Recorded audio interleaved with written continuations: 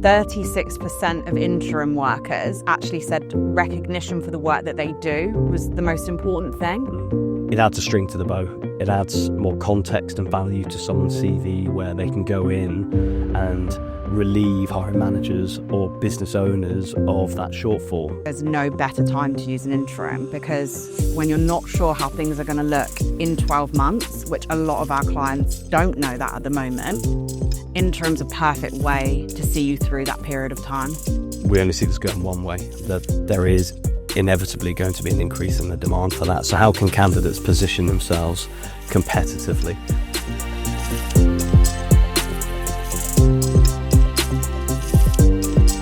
Welcome to Macroscope, your lens into real estate hiring and careers, brought to you by McDonald & Company.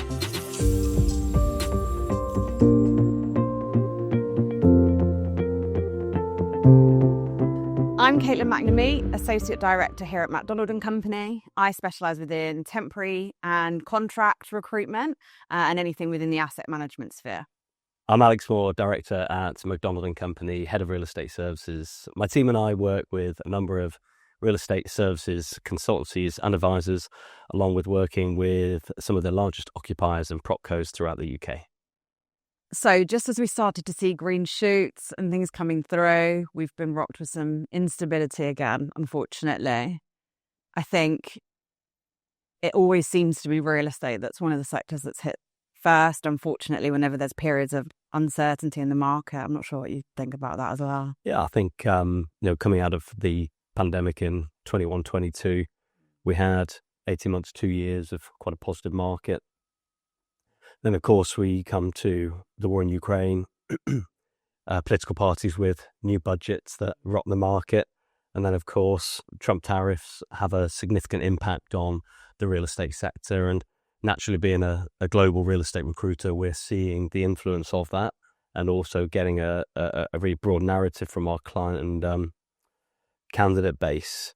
The World Economic Forum references that 40%, they're expecting a skill shortage of about 40% by 2027. And what we're going to do here today is talk about the trends around hiring, not just investment appetite, but the direct effects that have on hiring within the real estate sector.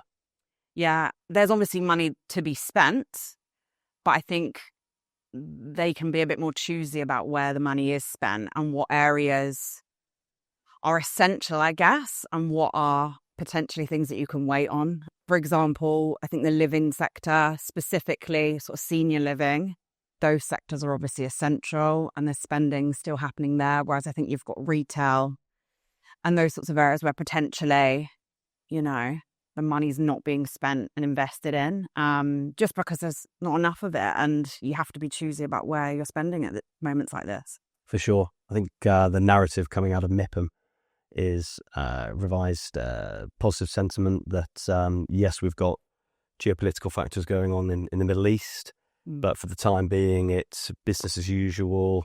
A lot of our investor fund private equity clients, where, of course, the investment to the real estate sector starts, those clients are saying, we wish to continue on the trajectory that we had at the beginning of the year and that they want to continue investing into the UK real estate sector. And hiring around that has its challenges as well. Yeah. And I think that that's potentially where interim and contract recruitment might be a good way of navigating choppy waters. I think the main areas we've got are sort of interim, contract, and then fractional hiring as well. Interim is sort of the most immediate way to recruit. So it could be for a stopgap. It could be a shorter contract as the client may want or can afford at that moment in time. So it's usually on a day rate. It could be a month. It could be 3 months, 6 months, however long you want. Weekly basis, timesheets. The good thing about the interim is that it's extremely flexible. If for whatever reason circumstances change and the contract gets brought to an end, it's usually only a week's notice. Then you've got the contract element, which is slightly more rigid, I guess. So potentially more like a fixed term contract. And that might be used for something that's slightly more set in stone. So, for example, if you needed cover for a maternity or a secondment, that sort of thing, where you know the contract length and that person might be directly on the client's books and treated effectively like a permanent member of staff for the 6, 9, 12 months needed for that role. And then you've got fractional hiring as well. That is potentially seen more at a senior or strategic level and could potentially be used for a knowledge gap or something. Let's say there's a gap in a knowledge at a senior level, or where you might want someone who's potentially been in the temporary market, who's worked at a variety of different places and can bring a varied knowledge to a position on a part-time basis, for example, or for a specific sort of contract or period that might, again, help a client get through a choppy period where you might need help at that senior level just to kind of improve things, really. I think now more than ever, we're seeing the demand and the rise for that. When it comes to recruiting in the real estate sector, a lot of businesses have often just thought, right, outgoing incumbent, or we need this hire owing to growth, allowing for a 3-month time frame. Let's concentrate on that permanent hire.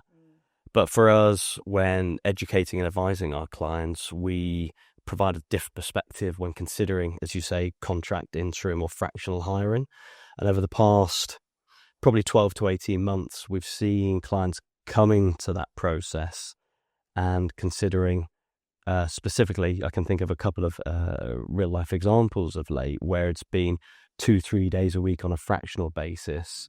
And as I'm sure you'll agree and have experienced yourself, historically, contract and interim hiring has been more so in the public sector, but we're seeing that shift into the private sector. Yeah, absolutely. And I think we're seeing it at a mid-tier level as well. So it's not just that sort of C-suite level. You are seeing it at mid-tier. So I had a role recently for sort of head of level come through, and it was to cover a bit of a knowledge gap, really, something that their current head of service, he was basically being pulled way too frontline. And that meant that sort of the strategic element of his role wasn't being fulfilled enough. So they were looking at a fractional hire. So you weren't even replacing anybody. It was just to add to the service and cover the gaps that needed to really be covered to bring the service on. Yeah. It's fascinating to see it becoming a reoccurring trend. And I think we're talking about this from a couple of different viewpoints and angles, in that you've got hierarchical, but you also have private versus public sector. To provide our network with a bit of further context, another example, we had an Asian media company looking to break into the UK, and they didn't know where to start. So with the insight we had, we were able to advise them that strategically it made a lot more sense to take on a fractional hire where the incumbent would work on a 6 to 12 month basis for 3 days a week. But because of their entry to market, they go to market, they actually additionally took on a permanent hire. So it really allowed them to break into the UK, and we were able to help them and facilitate with that introduction. Okay, let's go into the why. In periods of uncertainty and when the market is as it is, why do we find that clients resort to either interim, contract or fractional hiring? Yeah, it's a great question. I think the main thing, and always when I think about interim, contract recruitment, which is what I've done my entire career, is speed. First and foremost, the process to recruit a permanent person, it just takes a long time, unfortunately. And recruiting is our job, right? Whereas recruiting is part of our line managers' jobs. So they've still got so many other things they need to cover and areas that they need to cover. I'd say the biggest thing is speed, really. That's the main benefit of using an agency. Naturally, when any recruitment takes place, it's our job as a recruiter, as our sole job, to make sure that we find the best people and we've got the best people put forward. We'll start reference checking sort of really early on in the process from when we first start speaking to candidates. And naturally, in permanent recruitment, that process is done much later once an offer's made, whereas we're already starting the vetting process much earlier. So you've got the speed, how quickly we can get people in place, the speed of which we can do the vetting and ensuring that the work on the CV is justifiable by referencing. There's so much legislation in and around hiring as well. You've obviously got IR35.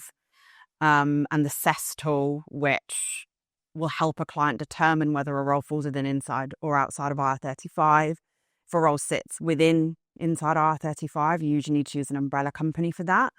The great thing about using an agency is that we can support through all of that and make sure that sort of no mistakes are made and guide through all the hefty legislation parts as best possible for our clients. Perfect. So where do you think businesses are reaching to agencies first? What's the, if a need came up, where would the first place go? We've got to go to an agency for that. There's the kind of client, there's the sector, and then there's the discipline. That's how we break things down in terms of where particular clients and roles are struggling. When looking at the asset class, data centers is by far the fastest growing sector, and where there's an apparent shortfall in real estate professionals. In terms of the discipline, lease advisory and valuations, along with building surveyors, there's a significant shortfall. This, in theory, might lend itself to guiding clients to consider that contract or interim hiring method. And that's the main struggle that we're seeing clients hiring into within that space. And then there's ESG. Yes, ESG. Obviously, it's fairly new. There's a deadline looming as well for that.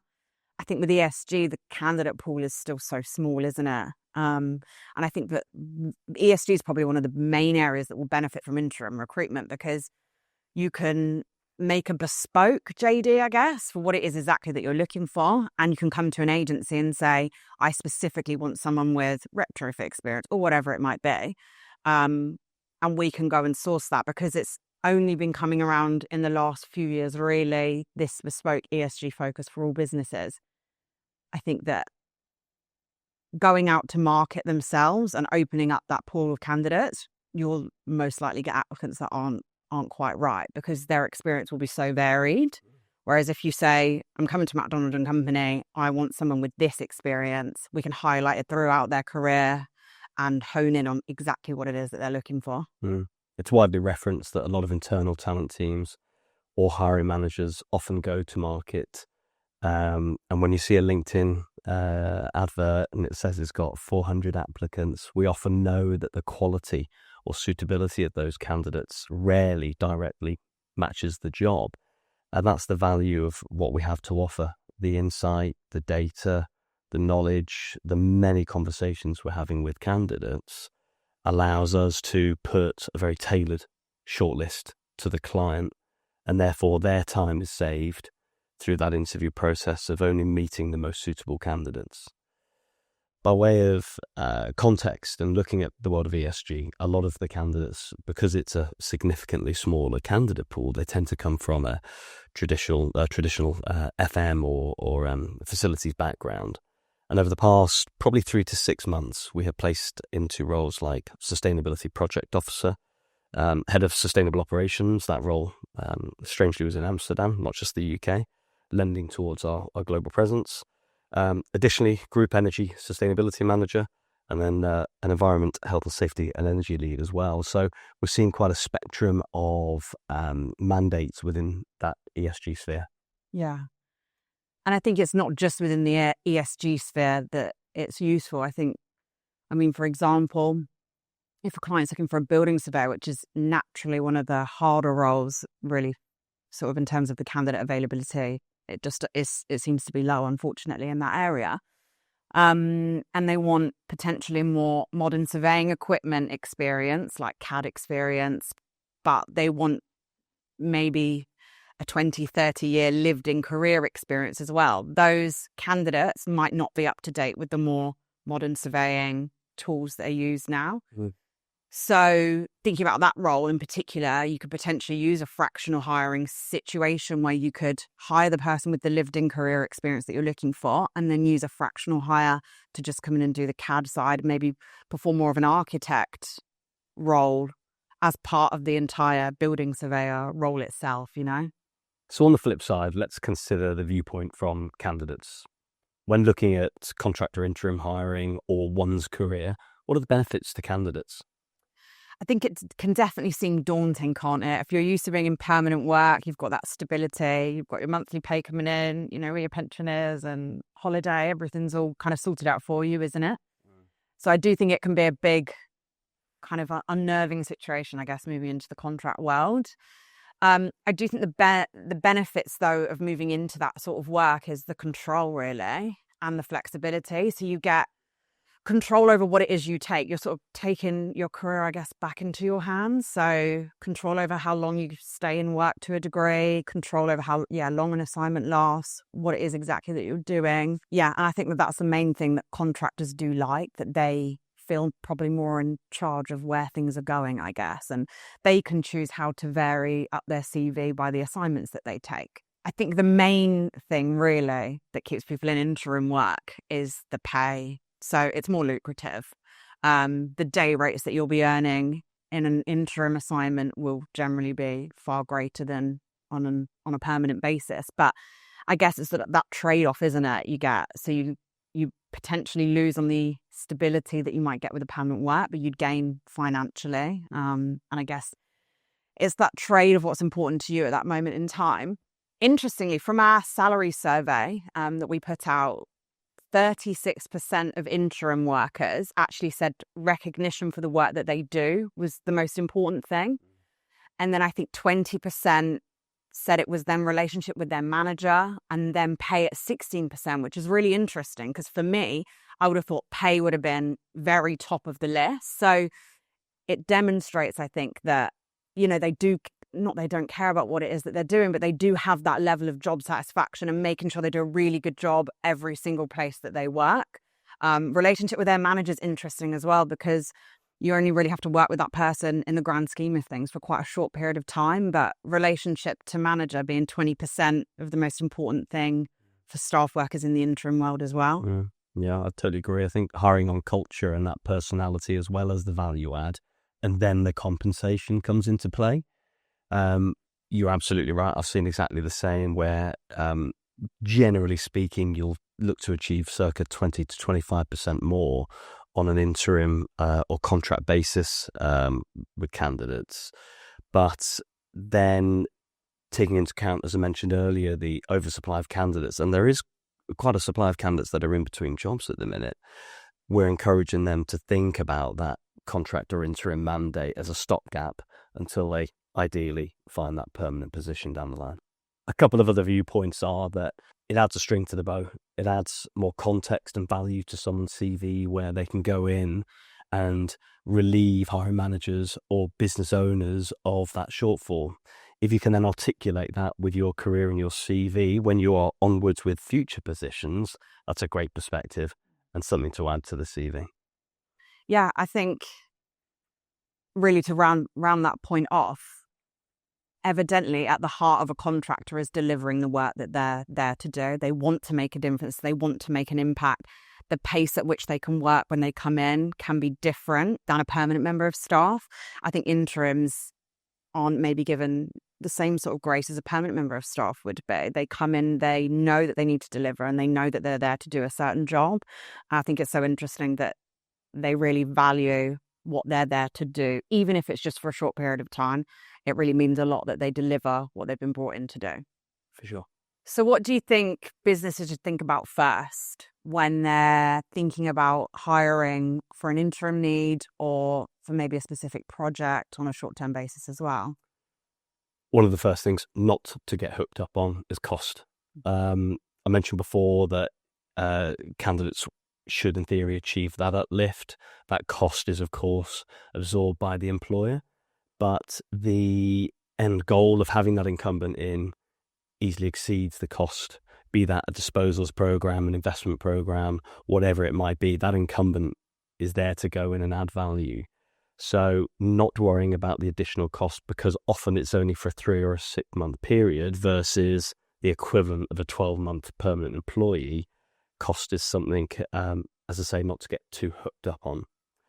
Then, really important to consider the culture fit. Although the incumbent is only in there for a short period of time, they need to align themselves incredibly quickly with the values, the purpose, and the direction of that business. so that they can get up and running and add that value in a shorter period than that of a permanent hire. And then having a really clearly defined line as to what that success looks like, be that a 30-day program, 90 days or onwards, so that both the incumbent and the employer or the business have really clearly defined expectations for what that incumbent is looking to achieve. Yeah, I think that's the main thing. I would agree. I think interims like to know that they're there for something specific. They like scope of role to be clearly identified. What is it that I need to deliver? What are the expectations of my manager? What am I here for? How do I get this delivered for you as quickly as possible? They like KPIs. They like clear direction as to where they're going, what they need to do. Mm. And if these trends continue, as we expect, what do you think the DNA or the formation and setup of these teams within real estate businesses looks like in the future? I think we're probably going to see leaner workforces with interims supplementing. So smaller permanent workforces, and then the use of fractional hires for knowledge gaps and interims to cover, your fixed periods. So your secondment or maternities, they'll obviously always be there, and sort of the needs for those will never disappear. But I do think that the interim world is going to be utilized in periods of uncertainty like we have now. Personally, I think there's no better time to use an interim, because when you're not sure how things are going to look in 12 months, which a lot of our clients don't know that at the moment, interim's a perfect way to see you through that period of time. If you look at a lot of the larger real estate advisors and practices, it's widely referenced that the graduate intake is reduced compared to recent years, and the influences of the wider economy has reduced hiring. But I think, therefore, we anticipate over the next 3 or 4 years those middle-level hires not having as many vacancies, and therefore I'm anticipating there might be an increase in that fractional or contract hiring. Yeah, and I actually do think the perfect workforce is a combination of permanent and temporary, because you get that variety in career coming from an interim, variety of experience, different areas that they've worked in that they can bring, and the kind of dynamic way they can attack a project or a contract, and that energy that they can bring can sometimes freshen things up a little bit. But then you've got the balanced view of a more permanent member of staff who's sort of been there for many, many years, seen how the machine operates, I guess. And I think the balance of both is how you would bring a successful workforce, I would say.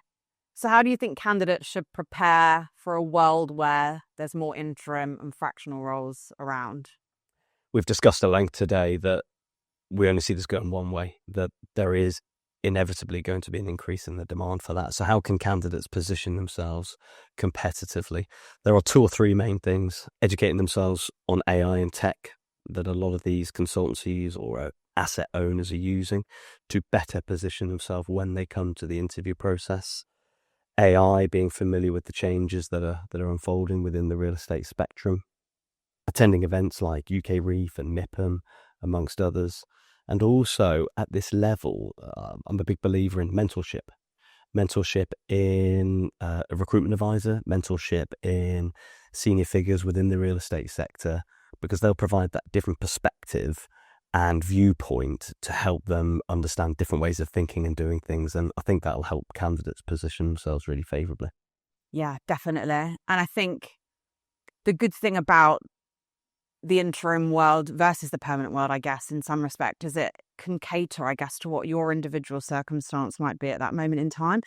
You might be in a position in your life where you need the stability that a permanent role can offer you, or you might be in a position where you need the flexibility that an interim role can offer you. So I think the way a workforce can be balanced, I guess, with both to suit that individual at that specific period of time in their life is fantastic. And you can obviously change and, do more and change your suitability to permanent and temporary work based on your specific needs.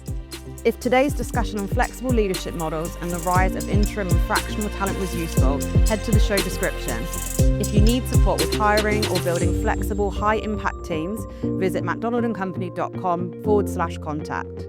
Subscribe to McDonald & Co on YouTube for more episodes of Macroscope. You can also find us on Spotify.